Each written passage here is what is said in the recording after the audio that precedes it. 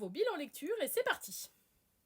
On commence avec le premier volume de Captive, édité chez BMR, avec une très très belle couverture comme ça et un jaspage que je ne comprends pas forcément vis-à-vis de l'histoire, mais bon, il reste chouette quand même.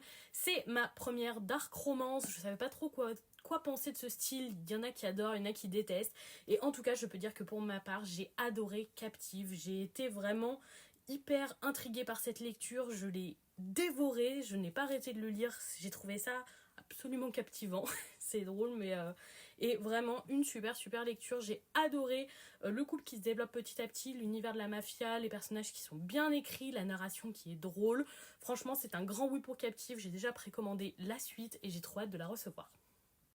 Ça reste quand même une lecture pour public très averti que je ne recommande pas du tout aux mineurs et aux âmes sensibles.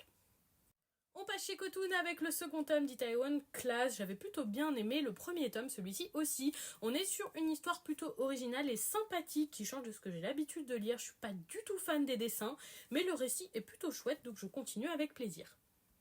On termine chez Kana avec le quatrième tome de 4 frères. Pour moi, une romance très sympathique et un shoujo que j'apprécie beaucoup.